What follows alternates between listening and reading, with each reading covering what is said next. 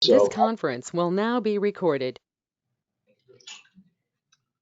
I'm going to call the Airport Advisory Commission meeting for Tuesday, September the 10th to order. Amalia, if you could give me a roll call, please. Chair Kunkel, Here. Vice Chair Spritu, Here. Commissioner Hitchcock, Present. Commissioner McDonald, Present. Commissioner Todd will be here in about 30 minutes. Right. So you have a quorum. Thank you. First thing we need to do is approve the agenda. If everybody was, the commission would look at that. And give me any additions or corrections that we need to put on it.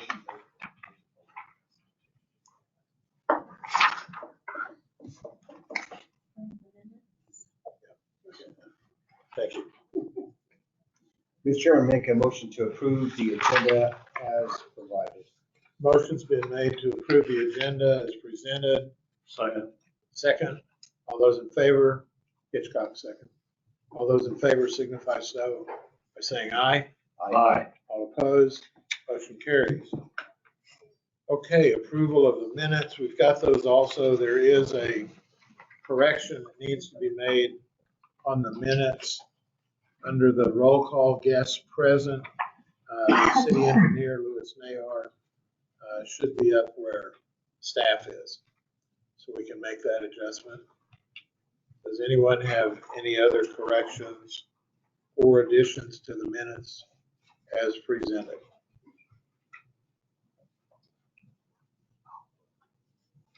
I move approval with that correction.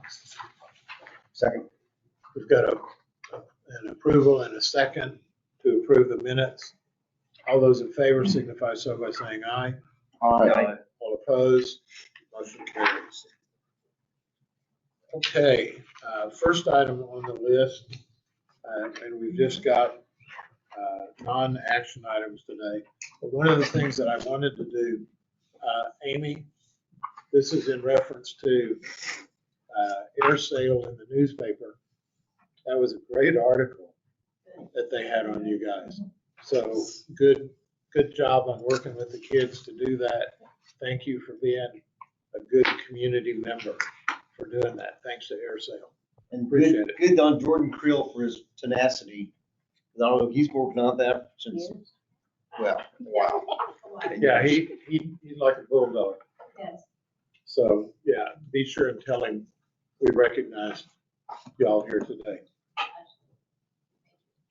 Okay, Jennifer, let's start with passenger boardings. Okay.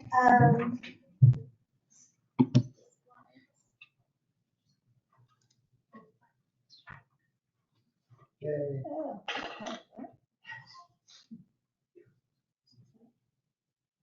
the next one.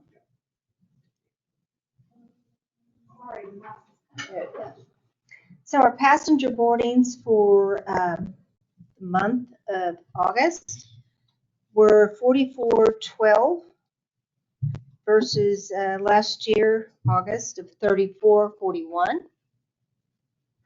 So 1,000 more on those. Yes. That reflects that you only had 2 flights though last year, right? Yes. Yes. Yes. So we're filling the flights is what's happening. Yeah, I would say at least 80%. Oh, yeah. Okay, next slide is our operations. They are also up a little bit from last year. We had 1493 operations for August versus 1484 for August of 23.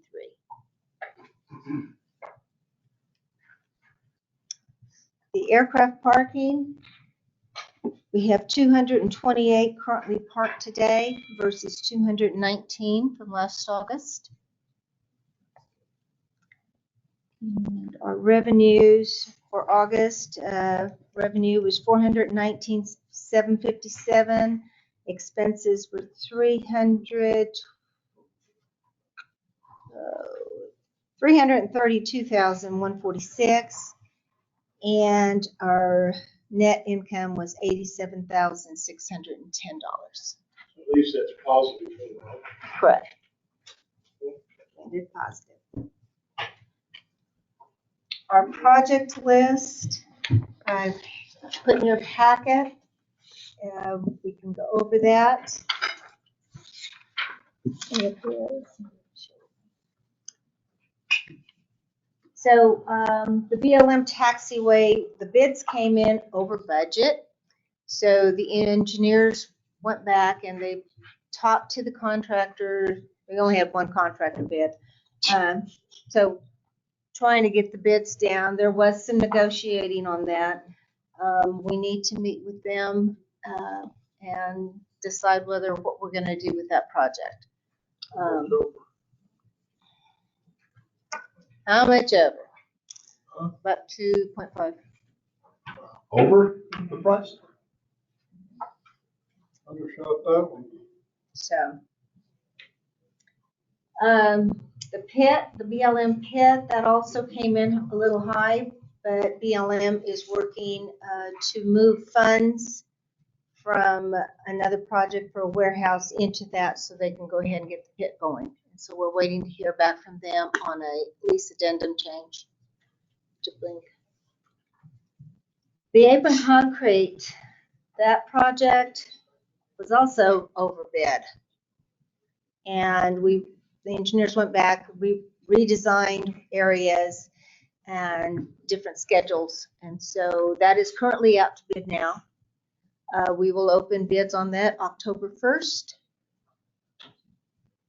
And from that, we can make a determination of how we're going to spend that grant funds. So we have to rebid these again now that it was over like that. This one we can add again and rebid because we think there was some contractors that missed it. On the first one? No, on the number 3. On the apron concrete, mill and fill. Project 4 is the master plan. We're still going strong on that. That should be completed December. The sweeper actually we made a phone call today. There should be arriving here late October. Airfield lighting project, that's still ongoing. Mr. DuPont is here, just arrived yesterday, so he's here for his 2 weeks for this month. They are finding a lot of issues out there. We're trying to correct some. One right now is the capacitor that is not properly working, but we've been able to put a timer on it and it seems to work last night, so we're checking that. It affects the lighting, and so it'll just stay on medium intensity instead of stepping it up. So number 7 is just on hold right now. We will be asking the FAA to give us an extension on that. Number 8, strategic plan. We met this week. So that one will be completed in September. We're waiting for some changes that were made during our meeting, and I believe Kevin will be down here to make a final presentation to City Council in October. I think he's not supposed to get updates out to all of us. Yes, Before yes. that As happens. soon as he gets all the updates. Okay. Yeah, he's working on those changes that we discussed. He sent Bobby some already, so. Well, and an update on that, Bobby and I reviewed those items and I've already emailed them back to Kevin. And Bobby looked through the other areas and said, some of these items are already close to completion.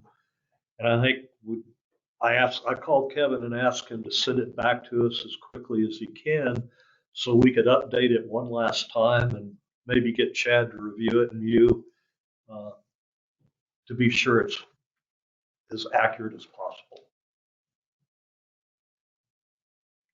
Okay. All right. The next one is the SCASDAP grant that's out there. It's 1.6 million. We're not doing anything with it as of yet. We still have till January 26th to spend those funds. Number 10 is the Southeast Water Line construction. So the county has 1.963 in their pocket. We have received 6.5 million. And so those funds will be used for the water sewer line for the southeast side. Number 11, PER has been completed on 1735. Now it's a determination as to what we are going to do with that runway. Is it going to be a total reconstruction? Is it going to be mill and fill? Maybe one side or the other. We have to come up with that. We have to meet with the engineers and FAA. Oh, we're gonna try to activate the runway? No, this is 1735. Oh. Yeah. PER Yeah. is what? It's an engineering. No, So, yeah, it's their engineering study that the FAA requires.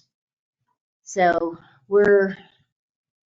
that one's going to be probably put on hold for a while. We'll probably design in 25, construct maybe 27, depending on funding from FAA. has that runway been derated because of the findings from the? It's just a matter of funding, and FAA is kind of going back and forth as to whether it needs a full construction, if it's going to need push a couple of years until they get the funding. If it's just going to be mill and fill, it probably will happen a lot sooner. When you say mill and fill, is that one asphalt? Yeah, So does it have a concrete underlayment? it has some, I think, like 2 inches, Okay, so it's mostly but it's 6 or 8 inches of asphalt. right.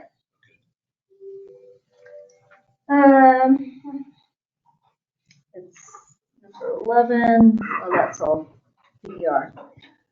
12 is the fund, the grant for the, and I left RUB on there, so I can remember which one that is, but that's the RUB hanger funds that will be used towards RORA infrastructure on this side of the field. So we're gonna try to utilize that hangar? Yeah, what are we gonna do? No, with no, that? no. The grant was for the hangar, but we are now going to repurpose or reauthorize those funds towards the air race. Let me, if I may, Mr. Chair. It was the two $5 million pots that Mr. Jennings got us was one with the county, one with the city. We had to allocate it, as you recall, a couple of years ago. So we allocated it in name to the road hanger. That's not panning out. So the $4,750,000 that are left are going to be repurposed for the air race infrastructure. It all falls within the legislative grant. So, Yeah. so the air races intend to use the RUB hangar? No. There'll be no rub hanger. No. It won't be the rub. It was just, we just call it the rub hanger because we Just had the to, funds for it? we had to allocate, well, I guess so it's infrastructure money that had to have a project tied to it by a date certain. All right, So what are we gonna do with the rough hanger? there you go. Well, we have a tenant looking at it currently. I don't know that they've gotten back to you since our meeting. So they're tentatively looking at using the EDA grant to put up. So we're waiting on them now. So it's still, after all these years, still in a hold pattern. It's still in the hole pattern, still on the ground. Is that EDA grant that for Cavu? That one, okay. Yeah. So there's a deadline on that. What was the deadline again? The deadline on that one is, the EDA grant is September of 26. 12 years left. Right. It has to be done. It Has has to to be create done. jobs, has to have a 15 to 25-year useful life on any improvement. And we've been back and forth for, like you said, about years, With, so it's time to go. right. So Cavu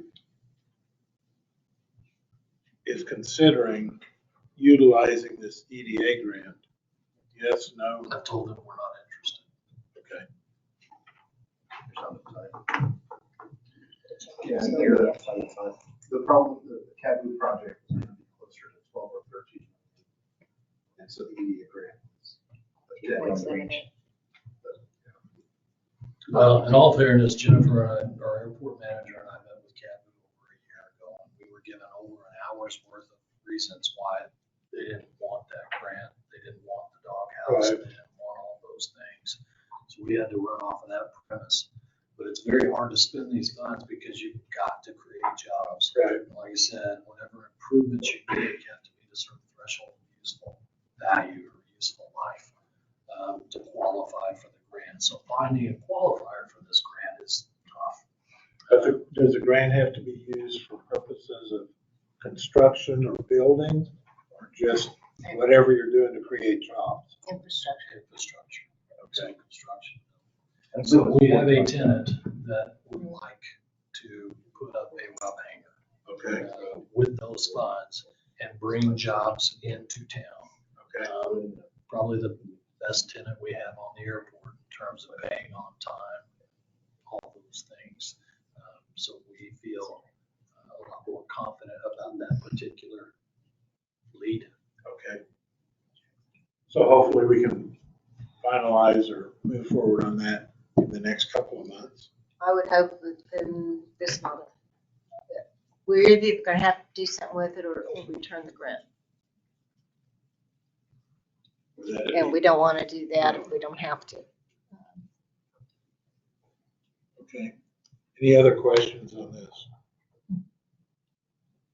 All right, Jennifer, go ahead. Number 14 is the engineering design for Vault that's still out. We're looking at possibly having design completed by October, mid-November, open December, and start that project first part of the year. We've had issues with trying to get the engineers together to answer each other's questions so we can get moving on this. The terminal expansion, I think John's going to hit on that one in a bit. We do have the $3 million for the grandstands. And then the last item is the aircraft grant that we have is an aircraft training facility. And I think we're looking at trying to get those funds repurposed as well. So federal or state dollars? Those are state. All right, we've cleaned the list down a little bit. Jennifer, thank you for going through all those. Are there any additional questions from anyone on the commission on our projects? Mike? Mr. Chairman, I'm on number 9, Jennifer, this SCADSAP grant. So what is our plan? We have a year, well, what's a year? What is our plan? Gary is going to be talking with, and he was trying to be on Zoom today. He's out of country today or this week. So he will be either doing a presentation to the committee next month or he'll be here in person, one of the two. But it'll be up to Mr. Foss to try to secure us additional air service in hopes of using those funds. Okay, so he will address that in this presentation. Is there any chance of Thank getting you. him here? Yes, yes. Okay. I think that'd sure be good for everyone to meet him and city staff get to work with him directly. Okay. All right, any additional comments or questions on the project list? Okay. Jennifer? And I gave you an update on the EDA grant as it stands right now. We're just waiting. The next item we had was to officially change the committee meeting time. And so we had discussed that post-meeting apparently last time. So the chair would entertain a motion to move the AAC meeting time to 2 o'clock on the first Tuesday of each month, which is typically when we meet. Do I hear a motion to that effect? So moved. Second? Second. Motion been made and seconded, discussion. But it's under non-action. Yeah. Can we take action? It's under Yeah, non-action. I don't think we needed a vote. We just needed to have it discussed in our meeting. Okay, is there any discussion to change something that we've already started? We just needed a clean transition from 1:30 to 2 o'clock. So Okay, you've got it. we just gave it. Wow. It's All right. All right, number 7 is the airport engineering RFP update. We did evaluate those. Council approved 2, we're going with the multi-contract, which Armstrong, which is now Lochner, was selected, as well as Molds and Corbin. So we have 2 engineers on site or on our master plan, so we can call on either one of them for projects. And who is the responsible party to set up which engineering firm we now contact to do whatever project we need? That will come through me. And it is, FAA's already given me the direction that new projects that Armstrong has not touched will have to be offered to Molson first. The FAA said that? Yep. They sent me documentation. So they can control who you pick? That's, They sent the paperwork behind the supporting documents, Does that sound? I haven't seen those documents. Okay. So I will get them to Yeah, you, but they, It sounds weird, but they would decide which engineer you have to use first. I mean, is there a reason we? Well, let's let Yeah. the city attorney look at the documents and he can work with Jennifer on that. I mean, okay, first of all, we know it's not wise to piss off the FAA. We know that. So, but, yeah, that seems strange that they can dictate who the municipality would use to do something, so maybe they can. Yeah. Okay. All right. Any questions on the bifurcated engineering services for the Air and Center? just to let you know, Molson and Corbin will be here tomorrow. They're set up to meet with Bobby and go take a tour of the airport. Okay. Have they ever been out? They've been here, yeah, they have. They've Where just never been our engineer, Where are they headquartered? Albuquerque. Okay. That's their main office is out there. Yes. All right. Okay, number 8, John, let's talk about the sterile area hold room expansion. Okay, Mr. Chairman, thank you. Well, immediately following the August meeting, Dr. Powell, Mac Rogers, Bobby Thompson, and our security manager and I met to consider what would work the best for us. And I think we had the cart before the horse when we began looking at it. We started out saying, well, if we get a Airbus 319 or something larger in, how many more seats do we need in our holding area to accommodate that? Well, the reality ended up being, after Gary Foss and his team analyzed the traffic going into Reno, they determined that there was no appreciable increase in passenger count during the races. Reno's very different. They have 11 carriers or more providing service. So they looked very carefully at the number of passengers by day during the event. Virtually no change week over week. We're different. We only have one carrier, but it all started because Gary had approached American Airlines and they said, hey, you guys don't have the number of hotel rooms to justify an increased flights. And we argued, and thanks to Mike, who put together a broader count of hotel rooms available within 100 miles and 150 miles, but it's still not enough to sway American Airlines. And Gary explained it this way. If they, and they refer to it as well, they use an odd term, an extra section, they refer to it. Pulling a flight out of another service area and bringing it in. If you think about it, what they'd have to do is fly that plane one way is going to be empty. So to make it pay for itself, they'd have to double the cost just to break even. And they're just not going to do that. And Gary kind of proved it out in the numbers, showing that it's unlikely that we'll see a bigger count. We may see up to 100% capacity on our existing flights, which would be great. But the thought of adding extra scheduled service, even for a week's not going to happen.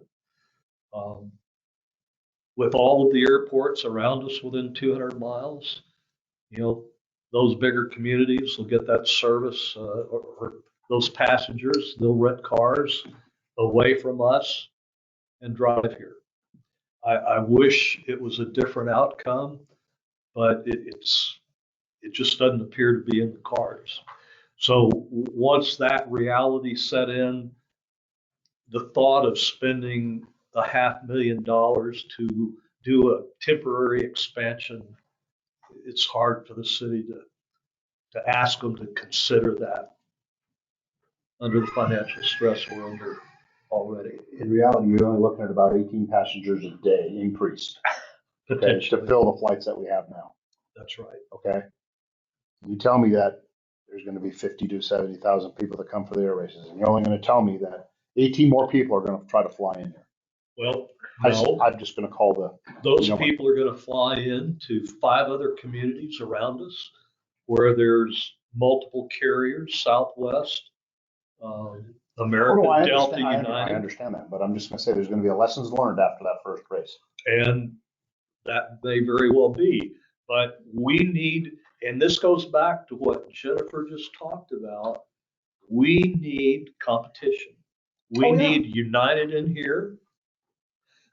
And one of the other things that was very interestingly pointed out, we're probably paying, I think it was 29% more in fares over El Paso, Albuquerque.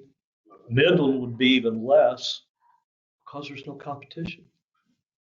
And Gary, case in point, he showed that after he brought United in to compete with American, the fares were adjusted. They were about that same amount over a larger metropolitan area. They fell to 8% under, less than the metropolitan areas. So we need that competition, and that needs to really be a priority that we focus on. I wish that wasn't the case, I but agree, other carriers. Has anybody approached like Allegiant or anything like that? well, that's the last option for a couple of flights. I don't know that they'd even consider that. We're far enough out potentially that they might could look at it. We definitely need, I think, something coming from the west to bring that Reno traffic into Roswell. So Allegiant kind of specializes in those couple of flights a week. That's their business model. So I don't know when the next time there's a show that you'll be at. We already passed, because I was informed that it probably wasn't a good show for us to go to. So I would suspect it was Takeoff Conference Reps. I thought it was a good show last year when I went. I met with a lot of these carriers. And that's when some of them were just getting ready to look at new service lines. But anyway, I'm hoping that Gary, especially with that SCASDAP grant, we can get some traction on some other carriers, because that's why he's hired, right? I think we ought to reach So- out to him. I don't think we can afford to wait another month I to agree. bring him here, I think if you'd allow us to do that. Absolutely. That's the key, you competition. need to get out to Las Vegas and sit down with them Allegiant folks. Well, let's get together with Gary first. Yeah, Gary's on staff as a consultant. Right, that's fine. City. You and Gary go up. Yeah, and I don't mind having to talk with Gary, and none, any of us do, but we need to do something. You're exactly right. I'm concerned that those numbers aren't completely accurate. I mean, is American, just American numbers? Are they looking at all the carriers? These are statistical numbers from the databases that are available if you pay $30,000 or $40,000 a year for that data. This is not American Airlines data. No, and I get that, they look at the data, but you think about it, that many people coming here, and we've only got about 18 seats a day available going in and out right now. And They indicated, Gary did, that the only events nationally that warrant extra sections, how many people does the Super Bowl attract when it was in Las Vegas? About 100,000 people attended. Oh, I bet. Well, I mean, attended. Well, Oshkosh brings in 700,000 people. The PGA Masters, NASCAR, those are national events that bring in a lot more people than Reno. Sure. That's when the airlines beef up their schedules, apparently. But they're going into markets where they've already got a big presence. Exactly. And there's multiple carriers to service the needs. But even saying that, the other carriers that go into Lubbock or Midland or El Paso, those, I don't know what their occupancy is, but it's probably 80% plus. I don't know, but probably. And so they're only going to have 20% capacity on those planes to accommodate the 70,000+ people that typically come to this. So We'll see a lot more general aviation fly-ins to bring those people. Yes. A lot of RVs that'll Yes. drive here. I But out wish of that, we- it would only take 1,000 people to fly in here to justify having some more seats. Cause you know, like I said, you got about 18 people you can fly in and out extra. Right? So let's get, based on what I'm hearing, John, why don't you, and it doesn't seem to be any opposition from the city, why don't you get a hold of Gary and see if we can get him in here in the next week or two? And we'll have a get together. I'll take care of that. Okay. Yeah, Jennifer could take care of that. Bobby Thompson, would you be able to attend that? Sure. Bob, do you have any comments on this subject from your perspective? I disagree with a lot of his findings, because I know from being in Reno that the airport reports a 25,000 bump in September across the 11 airlines. And he used Oshkosh as an example, which is a bad example because that's mostly personal flying. And they actually, the Oshkosh, Wisconsin doesn't have carrier service. So people are flying into all kinds of airports in Wisconsin and Chicago and every place else and then driving to Oshkosh. So I didn't think that was a very good example. But when you're dealing with airlines, they can massage those numbers to say anything they want. Well, when we flew into Reno, there were 2 airplanes full of us. We used Green Bay's airport.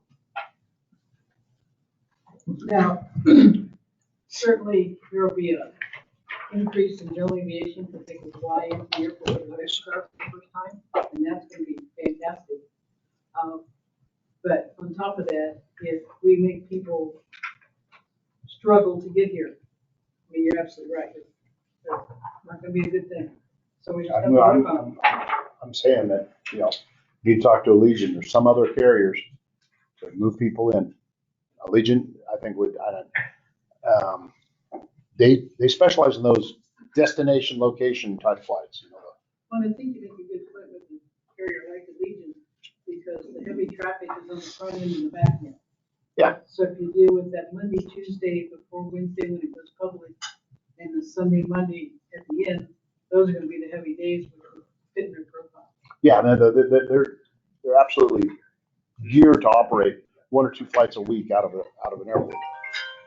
Let's go to another aspect of what we're talking about here.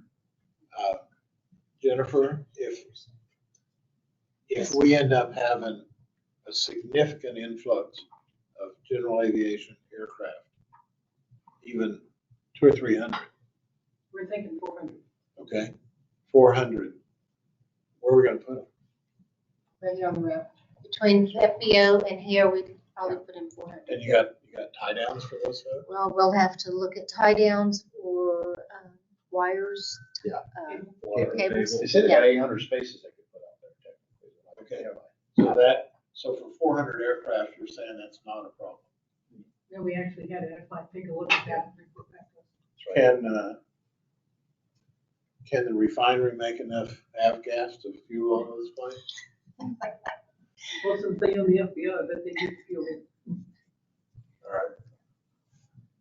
Okay, any other questions or comments, Bobby? Any other comments? No, I think it's good that you're gonna have Gary come in.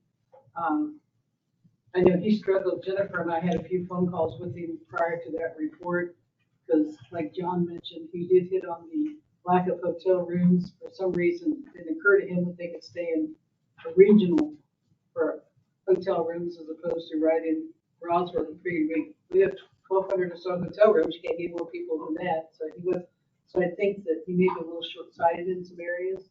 And- Maybe we can help him with that. And just to correct that, those questions came from American to Gary. Oh. That's how they responded. Okay.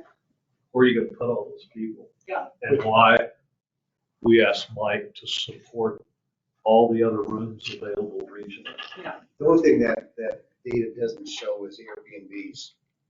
It only showed fixed hotels. Yeah. Yes. That's all it was. And then, there's quite a few. That's what we talked about at the beginning, was it's regionally. The housing is a regional solution. And we've had great meetings with the folks on attention, Carlsbad and Mendoza. And the Rio market is the one that will provide Airbnbs Mhm. for this event. Mhm. That's where the majority of them would be. Matt? Big events we have in Roswell, like the UFO festival. Is there any way we can get a data, any way to look at the traffic? We know of the data during that on how much that spiked, just to get an idea based off how many people attend. I don't think there's enough swinging aircraft. I'll tell you, there's not much of an uptick in the hotels, and that's what you want to see. We're not seeing. See, even the fair, which is a big pool, but a lot of those people bring their RVs and campers, and they're out at the fairgrounds. That's where they stay, because it's convenient, it's cheaper, and it's convenient for them. Yeah. So you don't see that, they're certainly not gonna fly in, even if they're from Farmington. I don't know, sometimes, you might want to drive. We work for the fair. Yeah, but if you got an RV here and you want to drive the RV and camp here, but it might be easier to fly the wife out and you drive it. You're talking ag fairs. I got a cattle ranch too, and I tell you what, I'd fly my wife anywhere than drive it. All right. Thank you. She's not listening to you. Okay, do we have anything else, John, that you wanna mention? Okay, so in addition, this isn't on our agenda, but I would like some comments. Jennifer, if we're not gonna use funds to expand this thing, we were on track to go take care of that restroom down in the east end of the facility here. And I think we even had quotes on that, bids on that. And to me, we need to look at some other things that we have funds for to enhance what we've what got we here, currently have. if we're not gonna update, upgrade what we've got. And something like that, I'm not saying to rip all the tiles out that are clackety-clack down there. But there are some things that we can do for the passenger experience that we've got here that will certainly benefit the air center and benefit Roswell. You need to see the West End restaurant. It's terrible. Well, I've used the one upstairs. I haven't been. Well, on you the better go downstairs because that's what the passengers coming off the plane use. And there's plastic covering. It's got a flushing toilet. Hey, You think so? Barely, but it's working. Well, one of the urinals torn out, covered with plastic sheeting. I went in there. I know, I just. So Jennifer, I think with what's been said, we sure need to look at what kind of expenditure out of this could we use to benefit the airport? Got it. If, Mr. Chair, I'm sorry, have you considered also emergency generator? oh, we did at one point. Because I know baggage is too much for the $2 million that is available. Yeah, Right? yeah, you can't. So can't do much restrooms there. and generator would be. Yeah, because having a generator, if the power goes out, would sure be a nice thing. So Several times this year. with that being said, Jennifer, resurrect our list that we put in abeyance about 3 months ago.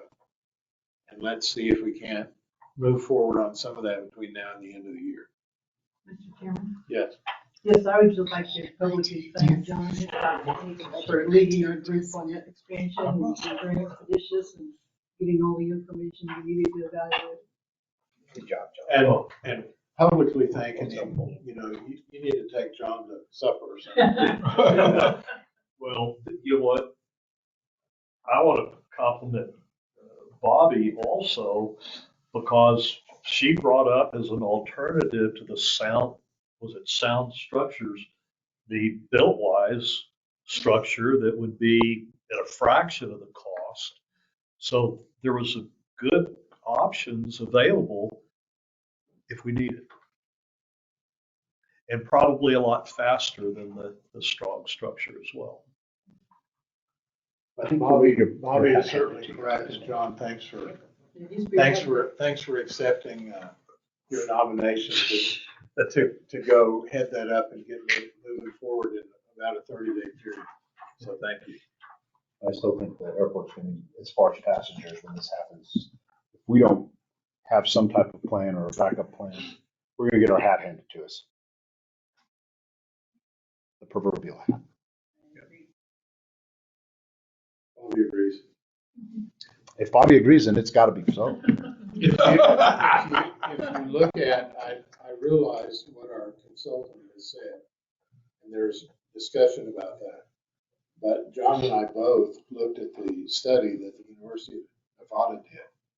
And that's what I presented data to the city council on, was from that report that University of Nevada did. And it mimics more your thoughts, Matt, than the data, the factual data that's been provided. And so I don't know where we are in there, but we went from, we better do something now, which is what I suggested to the council, to, okay, we really don't have to do it. Yeah. So that's going to be We're tempered. gonna be in a bind. That's going to be tempered when we have a meeting with Gary Foss. Because data and polls are always go to the people who commission it. So if you want your data to look a certain way, well, if you pay for it, go get it that I'll way. bet he doesn't get permission to do that. I'll bet he's given us good info, but Oh, well, the guy that we're giving, yeah, we're paying him. Consultant. yes. Our consultant. Yeah. Our Yeah, we're paying. paid a consultant. Okay, John, if you don't have anything else, Mike, you want to give us an update? Thank you, Mr. Chairman. Before I do, one question though, on the folks that come to the air races last year and previously, where were they predominantly coming from? Do we know that?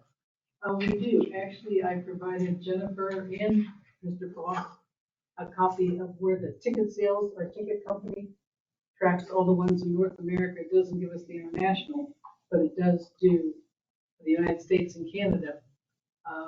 And it shows where the tickets were purchased from. And I don't know if you can pull that up easy, Jennifer, but it's just a map and it shows you a dot route. And it's a dot, and it could have been 20 tickets purchased from that location, but it's still one dot. And it's all over the United States. We'll send that out. Thank you. Thank you. That would be the data that you'd want to go to a Legion with. Exactly. Well, and my point was, isn't there a significant amount of traffic coming from Sacramento, from Northern California area coming to the air bases? And is that drivable? Is that why you're not seeing maybe a lot of increase, or I'm just, That's good. Yeah, Sacramento to Reno, 2.5 hours. see, I think that's why I asked about the, In Los Angeles. where the folks are coming from, because if I remember the numbers, there's a large population comes from Northern California. As you That's see on the ticket attending. sales report, there's still a lot of And that- tickets being purchased in California and across the country. And that may be why those numbers are not reflective by his data collection. Because they're all driving. Because they're driving. Did you share that data with the commission? Sure. I will. Yeah, I'll then get get it it out. out, so she's gonna pass it around. Oh, okay, thank you. I would suggest that the possible matrix is gonna shift a little bit because they're moving a long way from their present location. We're anticipating higher participation from Texas. Yes, absolutely. And Colorado. We've got quite a few from Colorado already. Yeah, but I think that you might pick up more Colorado because we're a heck of a lot closer. And But from Colorado, typically they're gonna drive. Well, Because it's 10 hours, unless you're far north. Yeah. One day drive. I think, sorry to get us off Or a track. good flight I'm on still United. thinking about understanding the data, so thank you very much for. Denver to Roswell. 8 hours. So update on NCAR, Mr. Chairman. Friday afternoon. Go ahead. The memorandum of understanding has been executed by both the city, thank you, city attorney and city manager and the commissioners, they all counselors. And RARA, so that's in place. So thanks for, that was unanimous passing at the last city council meeting. Thank you, counselor. The grant Sands was mentioned, so that's going to be working through. Looks like it's going to a local company. The air show in October next year, or this year, there's a team of us going there to observe the operation, and it's going to look just very much like the air races, just no air races. That'll be pretty much our transition team. So after the air show in October, during the air show in October, our team are meeting with people on their team, so we actually have connectivity with people that we'll be working with. So when we return, that's when the transition begins in full strength on both ends. There would be another team of folks from RARA coming in next week, and predominantly on the operations side, and Deputy City Manager Mike Matthews is taking care of those folks. We've had already a couple other folks here, and then we'll see more teams coming here as time progresses, right, Bobby? No date for the 25 races yet.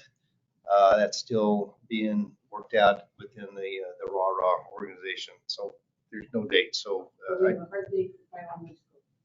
we have, is that releasable? Yes, And it is we're releasable to this group, to this group? to this group. Well, this open meeting, so this goes to everybody. Well, I don't have that date with me, so I don't want to say at It's this in May. point. It's in May, is at the Pylon Races School. So that'll be another week of several hundred people. And Probably about 600. yeah, so it's a pretty good piece. Last thing I want to share with you about the NCAR is I think things are transitioning fine. There is a big fire in Reno. It's taken a lot of energy there with some of the people that's on the staff, just like it happened out here in Reno. So just make you aware of that. Fred Telling, our chairman of RARA's board of directors and CEO, his wife passed away a week ago. I want to make you aware of that. So when you see him or have a chance to visit with him, pass on your appropriate comments. What the EDC has done is we've shifted more toward what can we do to support our community, get our community ready? Because there's a lot of things people are, yeah, that sounds good. A lot of people coming in, a lot of hotels, a lot of restaurants, but the restaurants are kind of busy already, right? And so I've got this feeling that the preparedness by some areas of different industries don't really know what that bow wave is going to feel like until it hits, and you don't want that to happen without us doing some work with that. So we're going to be work with our regional committees, communities. I've already met with Artesia this morning for a couple of hours, and we're going to work on helping coach along with some experts, especially after the air show, because we'll have learned a lot more from that on how we can get our community ready to make sure that we're able to support the number of people that are coming to this area. With that, I don't have any other comments, questions from you folks. Mike, I've got a question. If we're going to have the racing school in May of 25, that would be a startup, so to speak, of what we're going to experience in September, October. Sure. On a smaller scale, because that's just going to be participants. Well, I guess it'll be 150 teams. Yeah, but there'll be other folks that'll come to just watch that also. It's not open to But, the public. yeah. Yeah, it's not open It's to not public, open to so, public. but, So, you know, so there, Through the fence. so there would be participants with all those different kinds of aircraft and stuff that'll be here. You know that folks from Texas are gonna hear about it, and they're gonna wanna be here. So that would be an excellent time, Mike, from the standpoint of prior to that, ensuring that hotels and surrounding communities, even local restaurants, knew that there was going to be additional demand. Because I would think, especially local restaurants, I don't know this for sure, but if we can't house everybody here, because we've only got so many hotel rooms, and generally they're full of folks that go to the UFO museum. But there will be people that'll come from other communities, and they got to have somewhere to eat during the noontime hour or some other time. And so that's something on the restaurant traffic in Roswell that's going to be different from the hotel traffic. And I don't know what we can do about that, but that's going to be an opportunity for the restaurants. well, again, to my point is we need to work, we're working on getting our community ready for that. Right. And make them understand, because food service is it's one big animal, and you got to really prepare for that. Let alone the hotels. We met with all the hotelers. I won't say all, I'd say most of the hotelers already at one time, with Tony Logatata. I'll say it wrong. I say my lesson wrong too, so it's okay. So Tony, who's the CEO and president of, he was here a couple of weeks ago, and we met with all the hotelers. We went down to Artesia, Carlsbad, Chamber, went to Ruidoso. So we're already starting that process a lot, but there's more work to be done. And I want to share with you that the folks here aren't as concerned as in my mind. My opinion only, because I'm a little frightened that, right now you can stand in line pick a restaurant right now. And if you wait till we get 600 more or 800 more people just in May, it's gonna be, oh my gosh, what do we do? We're running out of food. So we'll work through that.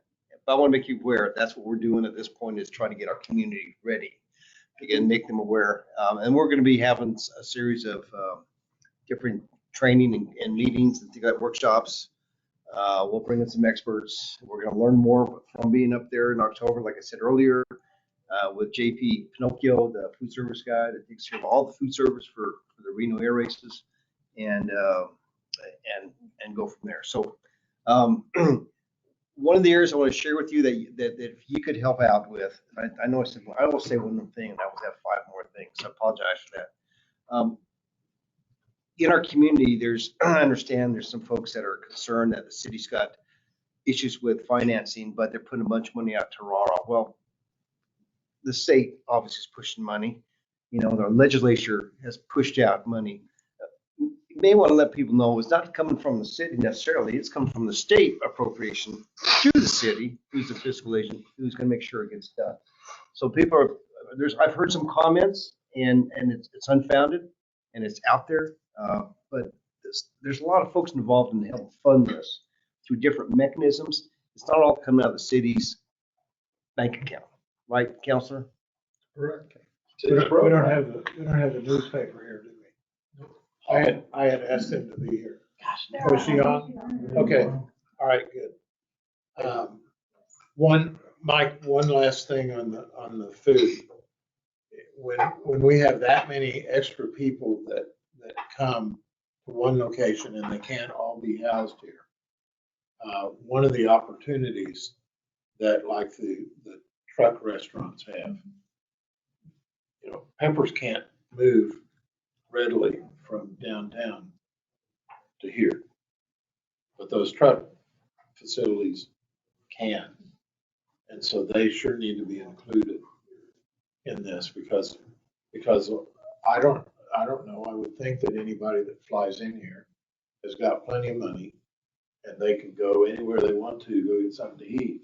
But from a convenience factor, we don't have that much out here. Well, going back to the point you made earlier about the UNR report, in there, they discovered that the average spend per visitor was $929 per day.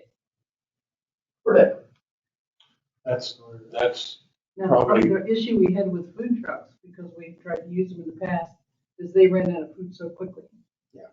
Because They don't have the capacity. as those that have been to the race saw, the food lines are 30, 40 deep all day long. Yes. So the food trucks just can't carry enough food to supply. So do we have an area set up for food trucks that we could designate to say this is like a food truck court? Sure, what was your address? Put it, yeah, you So- bet. We're exploring all those options for PRS already, which includes work with Summit, for example, who's a food service company out at the university and other places. So we're already working through that. So yes, we know it's a concern. I know it's a concern, and I don't think we'll have all the answers, but we're going to work towards it. Well, and the other thing that we're trying to do, I don't know if you saw the first article that was in the paper that we submitted to talk about volunteering and everything, but we're trying to make articles in the paper to help people understand what it means to have the races here. And each one will be dedicated to different areas that keep people informed and help them understand. Do you put articles in the paper that explain the spend, things like that? So Yeah, we're gonna have a whole series. Okay. Yeah, every month there'll be an article in the paper. The first one was on Sunday, the 1st of September. It wasn't on the front page or anything. It was on section C, which is fine, but it was in there. So yeah, we'll do that. Yeah. So people. That's already- we've already- $900. Yeah, we've already built that in. That's typically more than what folks spend, I would think, that come in to see the UFO. Yes, So, but I'm just saying, that's good to know, because, you know, I go to some of these events that aren't the air races, that's similar to it for different things. And, you know, I'm spending $1,000 a day, the city just on manager myself, and has a comment he'd like to make. Thank you, Mr. Chair. So that was gonna be my question to Ms. Thompson is, do you use food trucks out there? And I can see a real opportunity for food trucks coming into town, similar to the way they do at the UFO Festival. Yeah, I think, of course, we have all the food vendors on airport. And I think if they were in the area, that they would certainly get a lot of traction and a lot of business, people coming and going all day long. Yeah. But, when I mentioned earlier, we can't depend on them to be a food vendor because they just can't haul enough food. I'm thinking specifically for your pilots coming out, the 150 teams. Yeah, in May, absolutely. Yeah, that's what we're working on now is food trucks for that event to help support that, because they're going to be tied out here. One thing is they're working closely with the university, with Dr. Powell and his team to use classroom space and other things for the training in May, which you may not be aware of, but thank you, Dr. Powell, for that. That's a big part of making that work, and I'm sure there's an agreement between them and them to get M&M to get it all done. So, Okay, but the food truck, yes, absolutely. any? Councilor Corn. One quick extra comment. There was a one-page article in the AOP Pilot Magazine this month. Doesn't affect the local guys, but it's a national publication. I don't know what the membership is, but a lot of flyers. Get that publication. It's a nice one. Had some pictures and some detail. So we're getting some exposure that a lot of times we overlook on a national scale. So AOP, what's AOPA. AOPA?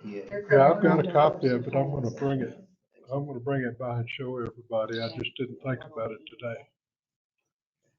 I do agree with Commissioner Mike over there that the bow wave is not understood by the community yet. Of what So talking about not understanding, with that many aircraft coming in just for the training session, is that gonna put extra requirements on our air traffic control folks? Not really. So they can You've got a still really, handle, you've got a really superior tower here, okay? with it's very efficient and very well staffed. We have to do waivers, the same as we do for the races, so the guys can get out on the course. And our air boss does that part of it, and then the local traffic is handled by air traffic control. So that many private aircraft coming in shouldn't be a problem for the control tower. No, They're probably glad to be busy. Okay, all right, good. they're gonna be fine. Okay, Mac, can you give us an update on the southeast water line? Yes, sir. Perfect. I'll take them on the southeast water line. No, the Southeast Water Line, James and Lewis are both at a bid opening, so they weren't able to attend, but they did let me know that we do have a pre-con meeting next Wednesday on the 18th with White Cloud, and at that time, they will provide us with the schedule of construction. So the bid opening is this afternoon for that? No, the bid openings, yes. Well, it's not on that one. They have another bid opening, Okay. and so they could attend. So, water line construction has already gone to bid and been awarded. And this is underway. And so who is it awarded to? White Cloud? White Cloud.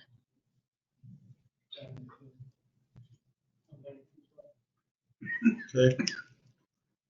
All right, Mac, then we've got a folder here on building 1081 that you put together for us. Yes, sir. Thank you, Mr. Chair. So I've determined that the best way, I think, to answer this question is by estimating the FCI, or the Facility Cost Index. This is a common tool for measuring deferred maintenance.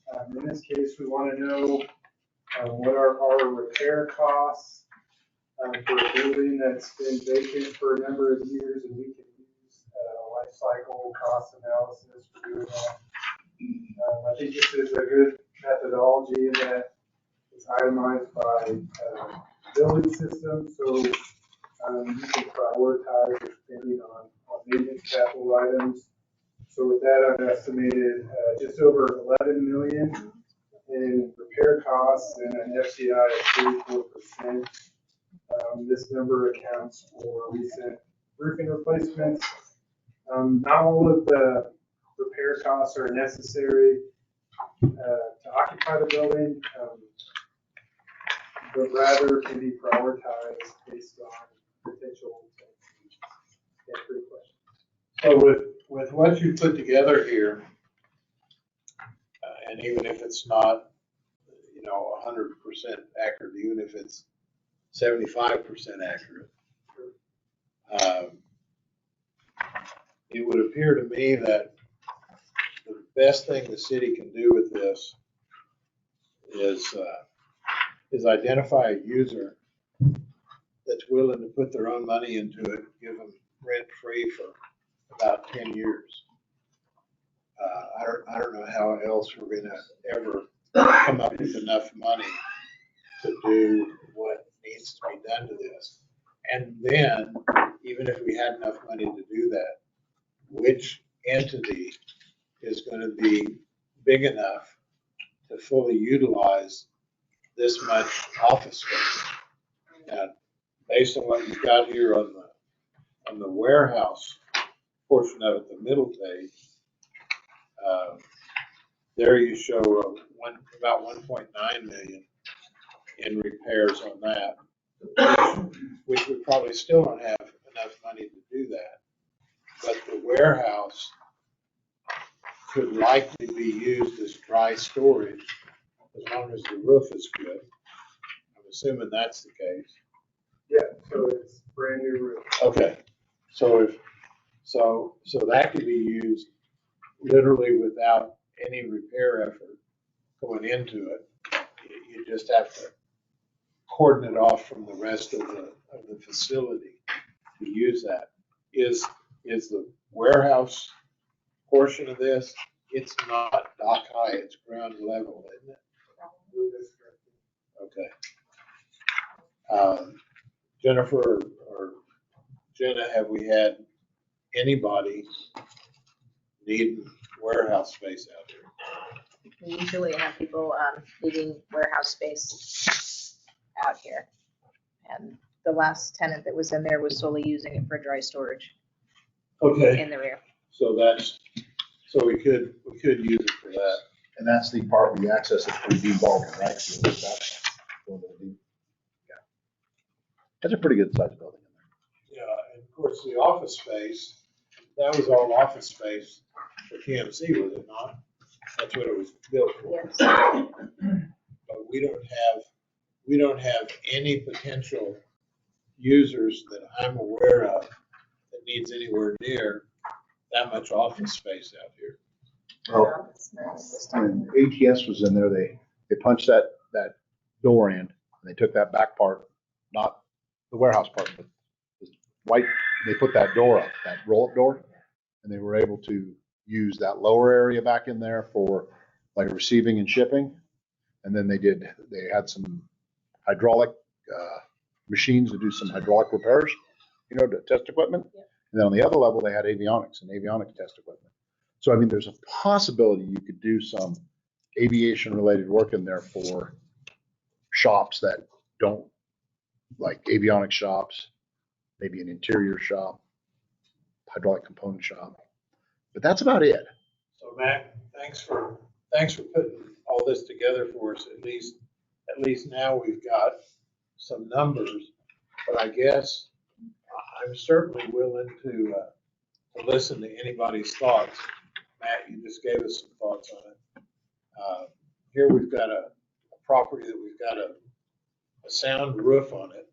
So the elements outside the building shouldn't be deteriorating the building anymore.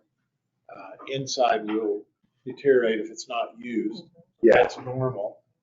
But at least the exterior walls and the roof ought to be sound on it. But I certainly don't know, other than dry storage at this current condition, what it could be used for. So one of the problems that the MRO that had a shop in there is there was no freight elevator or any way. They had to hand carry everything up and downstairs. So that presented a bit of a problem, but they made it work. So, and to Bud's point, if it ain't used, it's just going to rot. Yeah. So maybe we need to find somebody who's willing to take it at a discount, if possible, just to have the building being used, and maybe they'll fix it up. I don't know. Well, the only people that could really use it would be unless we get someone new into town, would be one of the existing MROs. Yeah, and then again, it comes down to using the storage. It's manual labor. It's packing a lot of heavy stuff up and downstairs. Well, and you may just have to use the ground floor. And that still is cumbersome because it's a bunch of office space. It's not real open. There's not a lot. At the back of the building. Yeah, that warehouse part in the back, yes. But I'm talking about Yeah, the rest of it on the ground. you know, with the arch steel and the stairway and I all. understand that. Even in the warehouse, you've got columns. It's not a suspended, free suspended.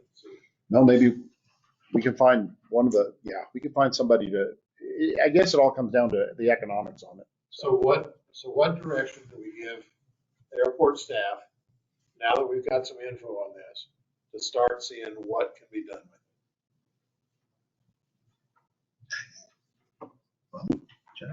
I mean, the only thing, Just to give me we've talked about it, the only thing I know we can do is to contact existing tenants and say, here's what we've got. Is this something you're willing to use? We can work something out, because unless I'm told differently, I think the building would be better off with someone in it than not having someone in it. Yes, but I think just dry storing in it is no different than not having anyone in it. I think you need to have activity in the building, people doing something in the building. I don't disagree, but even dry storage brings in some revenue. But right now, there's no revenue. I think the only concern I would see with bringing in just dry storage is at that point, how do you upheaval that person when a tenant that's of candor can come in and take more of the building? You write it into the lease. So the warehouse As long as they're portion is aware of that. 24,000 square feet. That seems high. It's 20,000. It's a 75,000 square foot building. Okay. So 20,000 at the back. So let's make a deal with somebody, that's all. Well, we know we can't fix it. Right. But we could have somebody go in there and abate rent and fix it if Yes. they're willing to. Yeah. I'll talk to some avionics shops. I mean, that's where it would work. Hydraulics and avionics would. Well, the parts can be heavy. You start taking retract cylinders and dragging those up those stairs. Yes. Any other comments on direction to give Jenna here? Okay, Mac, again, thank you for taking time to put all that together. Now at least we've got some good info. So, Mr. Chairman, I do have a question, not necessarily with 1081. Thanks, Mac. Good job on this. Yeah. We just need $11 million. If we're gonna spend $11 million, So- plow it and put a hanger on. So, Mr. Chairman, the question I have is, we have a number of facilities like this, and I would say we have facilities like this. What are we doing to market these to find someone that would maybe attracted to renting something and putting some money in? What are we doing to do that? That's on the agenda. Is that on the agenda? Oh, is it? Right, thank you. Never mind. Oh, there it is. That's right. Marketing plan. All right, let's go ahead then, Mac, on item number 12, our 2024, earlier 2024 wind claim. Okay. Last month, former President Thank Donald you, Trump's Mr. claim Chair. was diverted from Bozeman, Montana. Hang on just a second. We've got an issue over here. All right, go ahead, Mac. He's got it squared away. I'm happy to report that for 1083, the Dean Baldwin hangar, that all of the TPO roofing material has been properly installed, and the only outstanding item on that is installation of the fascia metal, which we're going to coordinate with the replacement of the metal wall panels as part of 2023. So what is Dean Baldwin's stance on this? For here, are you guys holding up? Yeah, I mean, it's working out right now. I mean, we already passed the test. We had some rain last, About a week ago. yes, and we got no leaks, so. So it's not impacting your paint ability. Okay, good job. We did have some issues with the roof drains, and we've taken care of that. You know, the roof drains are leftovers from a previous structure, but you know, water is coming off the building in a timely fashion, and we've addressed any leaks associated with the roof drains. the roof drains original to the design of the building. Yeah. Yes.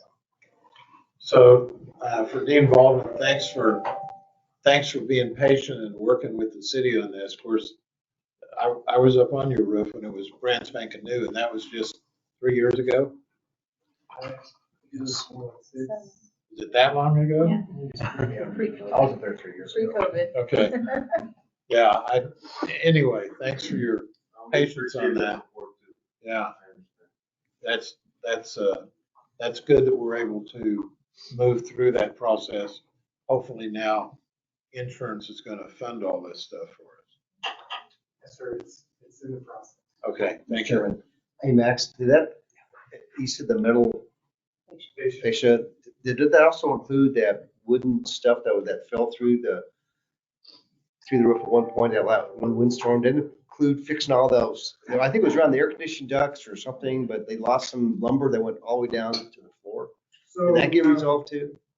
yeah, Is it vents? we've secured those. They have, you've probably seen them, these big exhaust vents. Yeah. Whenever the roof was moving and it detached, it shook those vents, and those vents were secured with a wood nailer that was pretty old. And some of that wood nailer fell down into the building. And Baldwin's maintenance staff has been great in helping us. So that's through those been and solved, take care of that. repaired? Yeah, the biggest thing is really keeping the roof on.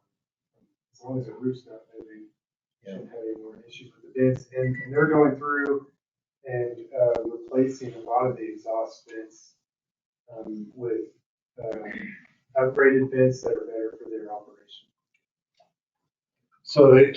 So the roof retention devices that we put on top of this TPO roof.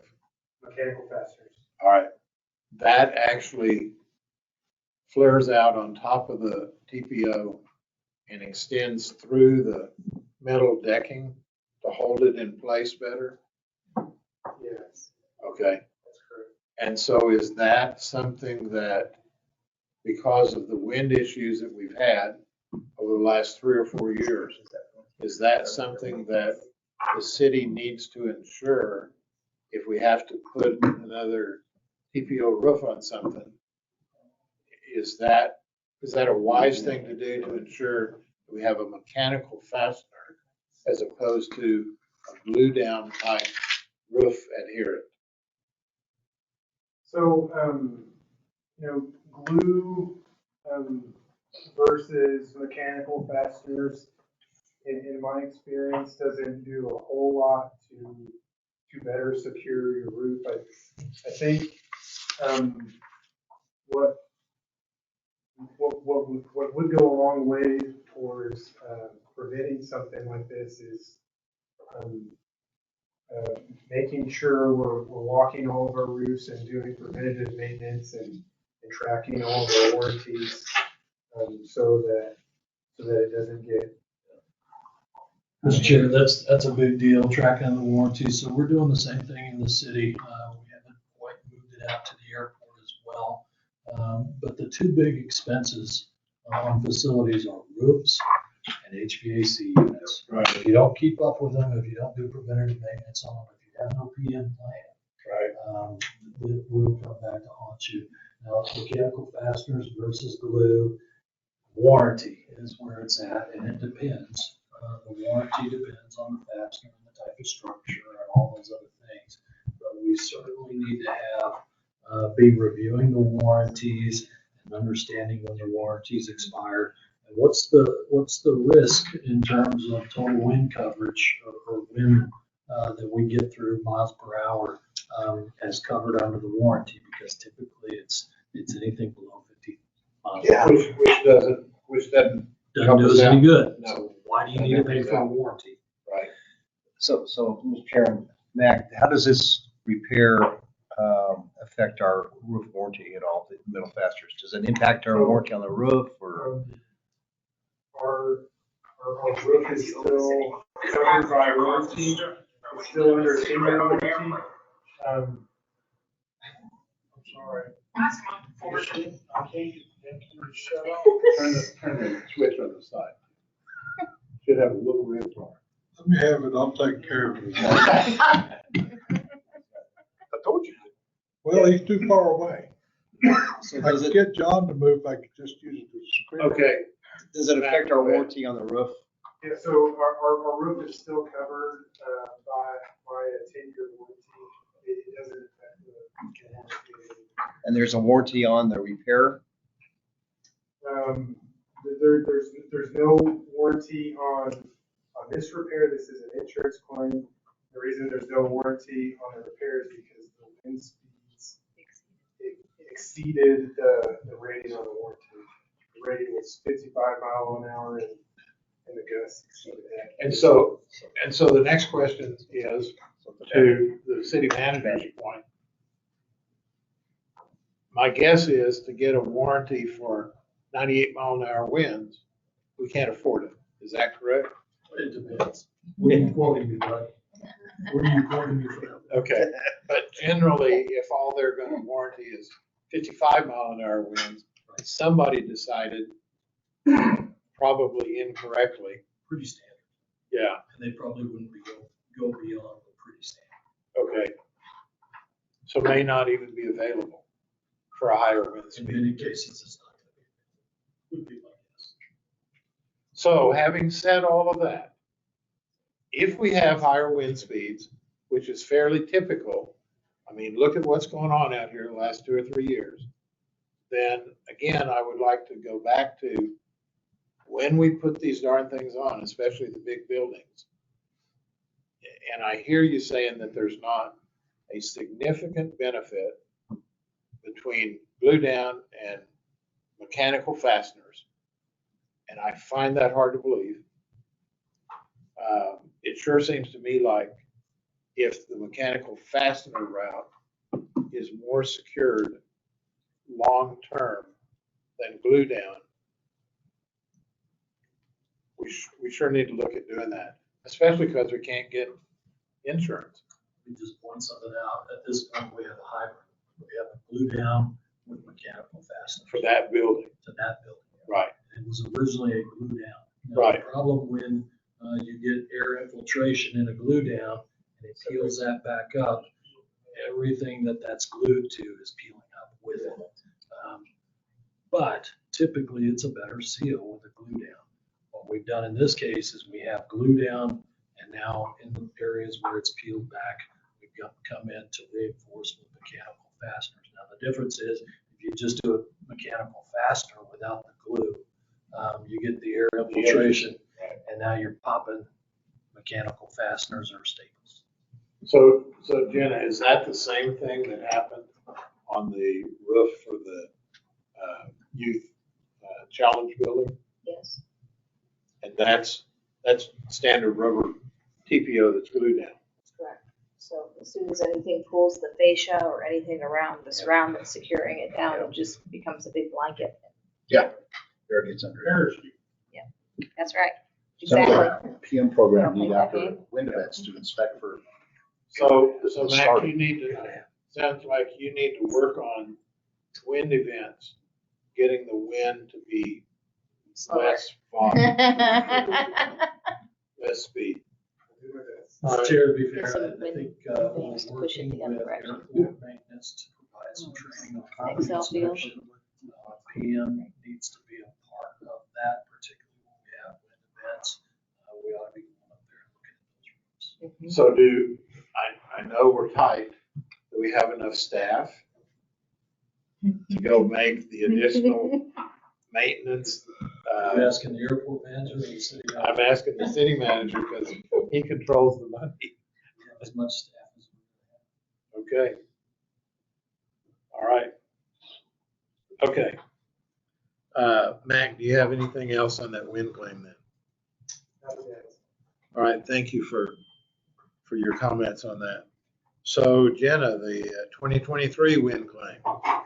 So the contractor WWRC has visited both Hangar 85, 1083, and 84.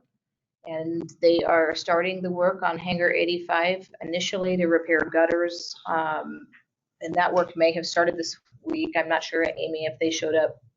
I haven't seen it. Okay, by the end of this week, I anticipate they'll be back on site. I talked to Scott Hayes, the project manager, this morning. They're still waiting for some louvers to be delivered for Hangar 84, but they anticipate being on Hangar 84, if not next week, the following week to start the work on that one. And they'll be coordinating with 1083 at the same time, which is important to you, Mac, because we'll need to coordinate with Allen Roofing to get those vents and everything secured correctly so we don't interfere with the roof repair that was just done. And approximate repair completion in those three buildings. Any ideas? By the end of the year, they should be all three done. Hangar 84 is the more pressing one. Okay. And they're first in line beyond the gutter repairs that were pretty minor for AirCell. All right. Any other comments of Jenna on those three buildings? Okay, Michelle, let's do update on our vacant properties. Really no update on there. We have the ones listed on the spreadsheet. They're all marketable. They're all ready, with the exception of one that needs a few minor repairs. But sorry, That's why I emailed it to you. We don't have that in our package. You know, I emailed the PowerPoints to you. But I'll print it for you. Not everybody's got a printer. I don't have a printer Okay. that does that. Okay, go ahead. So, we just have the one, building 734 with my few minor repairs. Repairs will get, scheduled once budget is evaluated.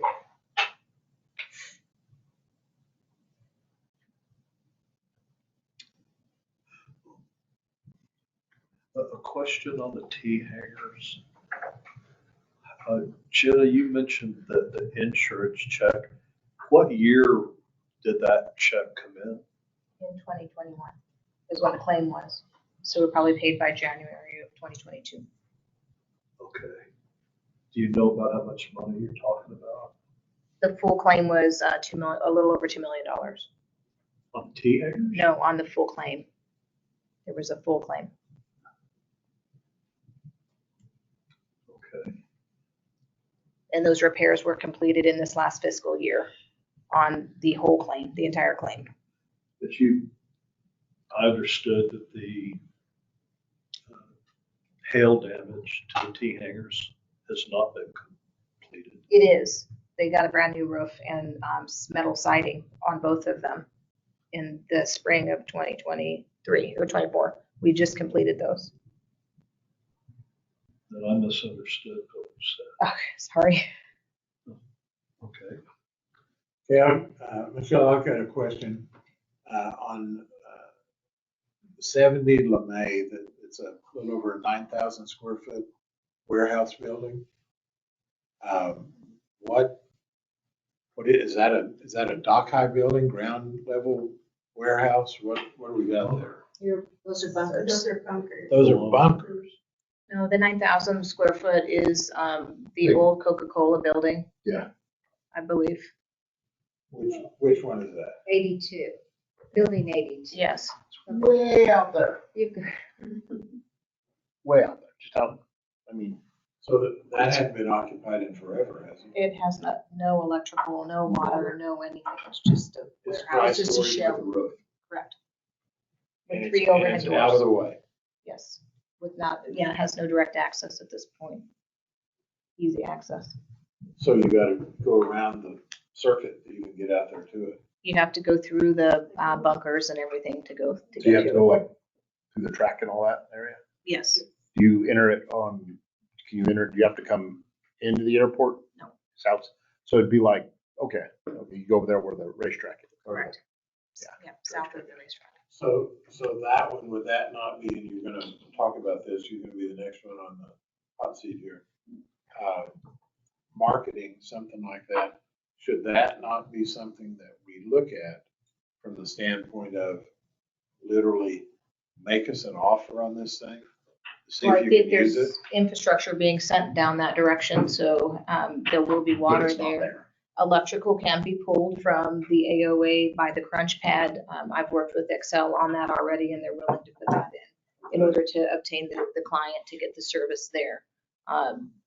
Waste would be the other thing, so septic system would have to be put in place in order for there to be an active bathroom, but until there's access to it, it makes it a little bit more difficult. But I would say that is one of our prime buildings in that region where we're working to develop, because the quality of the building is the best.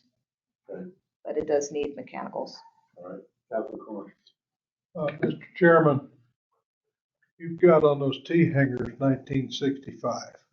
That's when they were erected at this facility. Is that what that is? Yeah, your bill. Okay, well, it wasn't new build, Mr. Chairman. I don't know Those- how They long were they were at. transported from the old airport out here. Thank you. And I don't know how long they were at the old airport before they took apart and reassembled out here. There were probably some refurbished when they reassembled. Mr. Chairman, I'm not gonna go there. Well, they were just refurbished, they just got new roofs. They were refurbished, yeah. Yeah, it's all old material, and when they laid the rails in for the doors, they didn't pay a whole lot of attention to that either, because most of those doors takes 4 people to open them up and close them up. So if you don't have a full plane load, you're in trouble. If you come out here by yourself, good luck. So less than desirable to market those T-hangers, what I hear you saying. Well, are those 4 T-hangers empty? Yes, there are. Well, There are there's a two. total of how many and only 4 are occupied? There's 10, and right now there are 5 occupied. We have one that hasn't vacated yet. Well, So about to be 4. Yes. and historically, Mr. Chairman, there's been a waiting list to get into those T-hangers, but that has gone away. Well, there's a lot of factors that have caused that. It's not just Oh, doors on the T-hangers. no, it's not the building itself that causes that. It's the activity of general aviation aircraft. And those, if you've got like a 206, you can just barely squeeze it in there. If you've got something like a 310, you ain't gonna go in there. They were built for a specific size airport. Yeah, 150, anything small. 172 maybe. Well, you can get a 206 or you can get a 210 in there if it doesn't have the tip tanks on it. All right, Michelle, anything else on vacant properties that we need to be aware of? No, sir. We just have- Any questions of Michelle? I just wondering, we have an agreement that was sent to us from Michelle and Jenna on building 117, which is the old Ascent carpentry shop next to 115 that burned down. Right. So we're kind of sitting on that until we get to the point where we're gonna start the reclamation of that site. Because we want to use that building as like our processing center, if you will, for the cleanup. We don't really need it till we get the blessing to go in. Just kind of a heads up on that. Okay.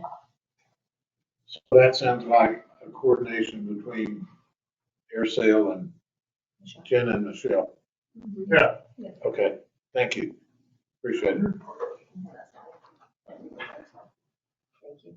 Jim, Okay, if you can go up one. This is just informational. This is a schematic that Armstrong Lochner had provided for us regarding where to put the car garages. Then there was a request to kind of understand how many parking spaces would be available and how it would affect the rental car parking on the influx of the Reno Air Races. So I had them go ahead and, the NCAR. I had them go ahead and give me kind of a mock draw up so everybody could understand the layout of those garages, and then also how many parking spots would be available surrounding it for those rental cars. With the combined of the 3 spaces, parking lots, there's 323 spots available if we were to have them systematically placed. I realize that we could stack them differently if we needed to, but it at least gives you a number and an idea of how movement of traffic would be in that area. But that also then shows the location for the car garages and how that would be impacted, or how it impacts. It's really not taking much away from that rental car flow, and this would be all year round revenue coming into the airport as well. So I just wanted to give an update as to follow up on that discussion. So is there a reason that the stuff that's on the north side of Challenger Street, why that isn't closer to the ingress egress that goes out onto the highway out there? Drainage. Why is it further to the east? There's drainage located there, and then it's to the east because the other is in our plan for overflow parking or additional parking for the terminal. Those are just for rental cars? Yeah, that would just be kind of a quasi if we needed to put rental car there. It can be used for anything. I mean, additional parking if that's what's needed, but that was what was requested of me, was to understand how the rental cars would influx into that area. And those car washes would be for the rental car companies, right, to use? That's a car garage. Those are the gentlemen that wanted to. Car washes. Oh, yes, that's correct. For the rental cars. Correct. There was one already existing, and then that would allow for us to assist with that going forward. Correct. Any other questions? So none of that's paved now, so that would have, It wouldn't be necessarily paved. It's just there for aesthetically understanding the flow of traffic or how you would be parking cars in. We're gonna have some type of marker lines or something, or how would rental car companies know where to park? Well, they'll have to lease that space from us. We'll have to work that into a temporary land use agreement for If them. they park like I park my Camaro, then I would take 3 spaces. Well, you need to be in the covered parking. You need to be in the secured garage. You know what I'm saying? It's how do you control that? Right, right. Have some type of mechanism. Sure. Was the individual thinking about proceeding with this, or where does he stand? Yes, they're actually actively starting their marketing plan. They'll be sending out their postcards and their pre-understanding of how quickly they can fill those 12 garages. So they will start that. I will let them know that I would be presenting again today, but yeah. So we've already got their term sheet. We've kind of worked through some of that. The lease itself is not agreed on. Because we haven't brought it through, but they wanted to make sure they could fill those, and I don't think they're going to have any problem filling them. I realize that's just concept, and I don't think I've got a problem with where the parking garages are located. But if we're gonna develop something, even to assist the rental car companies, I guess I don't understand why we couldn't move it closer to the terminal. And when you've got that many spaces there, that certainly is going to be overflow. But we're not gonna have that many people flying in and out, according to the study, so.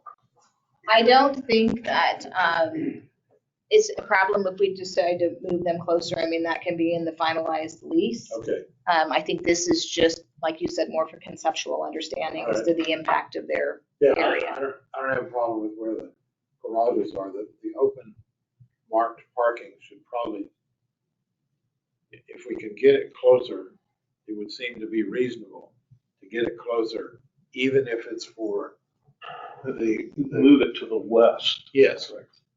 Closer to the street. To the terminal. Yeah, well, all them cars are parked, it should start over there. Because those cars can't, I don't think we can parallel park all those cars there anymore, didn't they? That's your traditional. Yeah, planned for terminal parking, yeah. They painted all that Yeah, that'd be good. It blew away. All right, Jenna, go ahead and move forward then with marketing. Okay. Thank you. Good job. All right. Okay, so I have reached out to the gentleman that I'd spoken to before. His name is Ryan Cox. He's a CCIM out of Texas, and his company is Airspace Texas. And he works on leasing and primarily leasing airport buildings, hangars, large hangars, and then commercial properties that are within the airport. So I would like to, with your blessing, discuss 1081 with him.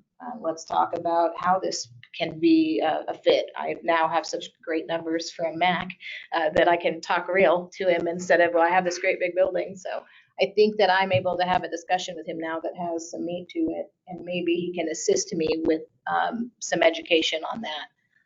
I did ask him if he'd be willing to come and discuss how he markets properties like he does without giving out too much of his trade secrets, but at least to help us understand the market a little bit and what's the best place to go to start marketing these properties, because they are kind of their own unique character. I know you go to Mike, you go to the MROs. There's all different types to market and where to market these properties that are specific to aviation.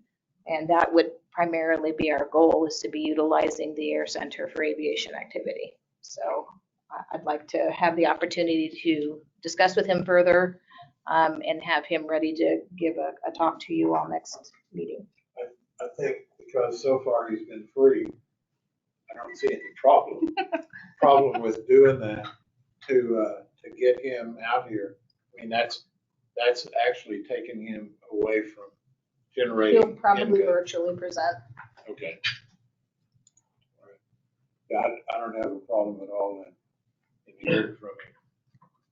So good, Jenna. Thanks for You're welcome. identifying him and reaching out to him. I think you've learned quite a bit already. I have. From conversation with him. Mhm. All right, any other questions for Jenna? Of course, that info, Jenna needs to get back to Ed Hildebrand Yes. to let him know if we can get this accomplished by next meeting. Okay. That Ed can maybe be online to hear about that. Perfect. Okay, item number 16. Michelle, our lease summary report. Okay, so we had a total of 6 that were gonna get renewed. And, AVEX, I have sent out their draft lease for their review. Once they get back with me, then I can get that executed. We have 3 that have put in their notice to vacate by the end of this month. And then, I will start working on the October and November lease renewals. I have already drafted, I'm currently working on drafting a carousel leases to be sent off for review. And that would be Aircel Building 92.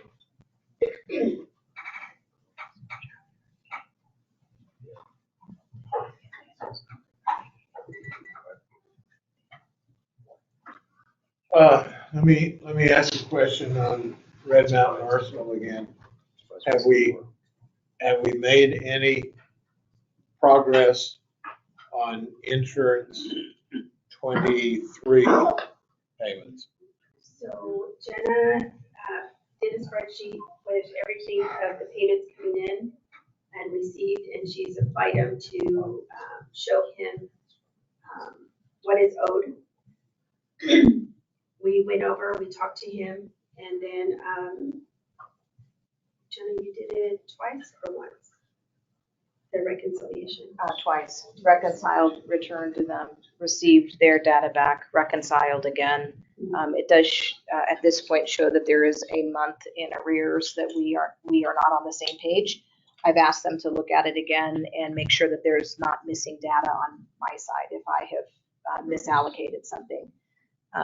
So the insurance, after our meeting with Pete, he's willing to get into a payment plan for a year so that we'll have this all paid by fiscal year, at the end of this fiscal year. last year's insurance along with continuing to be current in his current insurance and his current rents. We just have that 1 month to figure out. And as soon as we get that 1 month figured out, then Michelle will start discussing with him renewing his lease, getting a new lease. Okay, we need to make sure because of the uniqueness of that building and how much effort the city put into it, that we look at that closely. Okay, any other commissioners' questions on where we are on properties that aren't leased or we're in the process of trying to get them leased? So Larry Parker is keeping this T hangar? He has not given a notice to vacate yet, and we haven't been given any official notice of his move to 91 yet either. Thank you. All right, any other questions of Michelle? Mr. Mayor.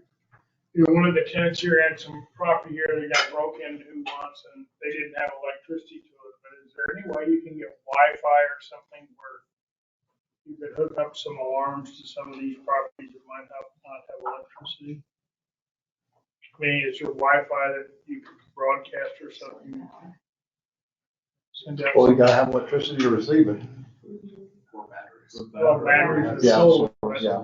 That, all I'm just, you know, this guy broke it into twice and they moved up the truck to it and unloaded or loaded all of it up. So sometimes Really? That's our Merrill Lynch guy. Charlie Murphy. Yeah, Charlie Murphy. Charlie Murphy doing, Where'd that happen? Which building? The cinder block one next to 254. Shred Boss. Yeah, it's pretty good. That's in it. It's more than twice. You got 100 people around here. You got ducks and geese again. Yeah. Any other comments to Michelle on these summaries?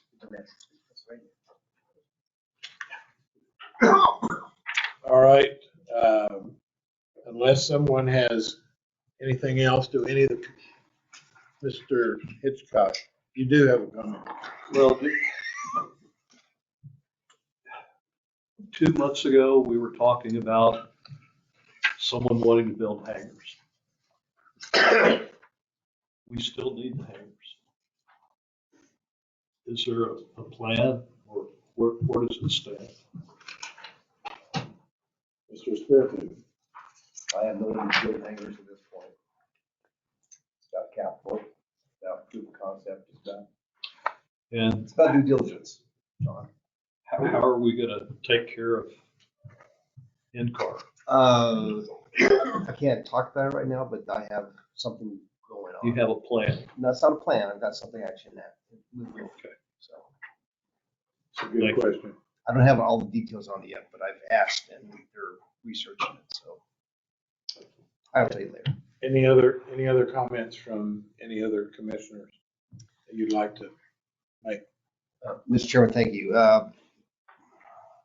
Recently, and I'm not sure how long it's been going on, is there's issues with night flights coming in from Dallas, some about weather or something, and is that resolved or? That has been resolved last week. It has been? What was? The National Weather Service needed a part and it was on order. It's gonna take them a week to get it. So pilots could not get a reading when they came in at night, so they didn't make those. Couldn't make it in. Is there, thank you. We talked about this a few months ago as well, is that when that does happen, what is the plan of notifying people? Aflac had their general manager here for those flights to tell them what was going on. Because that happened to quite a few folks that previously before Right. the weather thing, I guess, was that we had folks waiting for people to show up and there was no plane. Nobody there to tell them. That's been resolved too? Okay, thank you very much. Good job. Appreciate it. After you.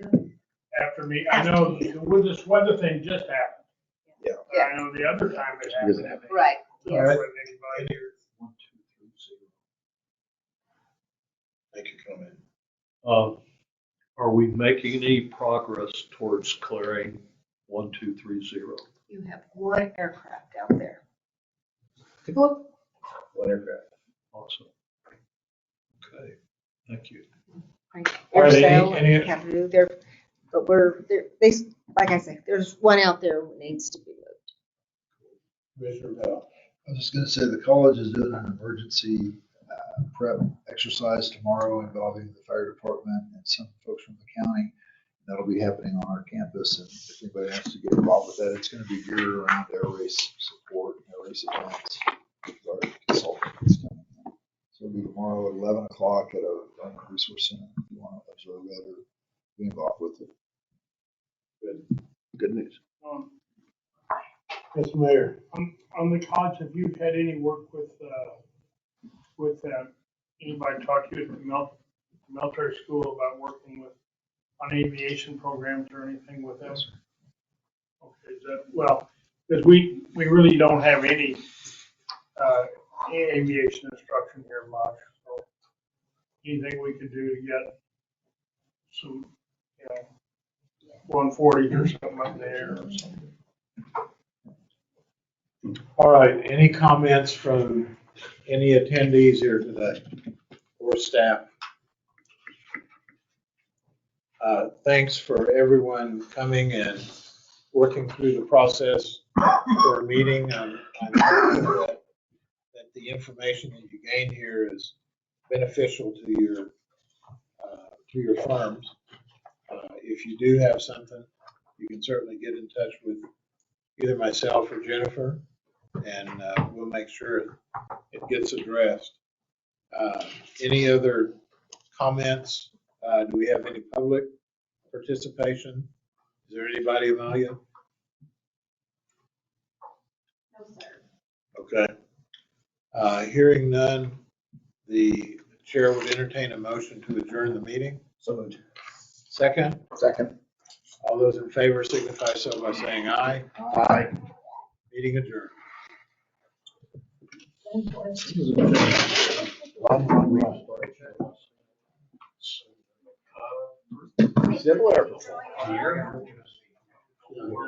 Well, that was a day on Bobby. That was what? I told Bobby that was a good day.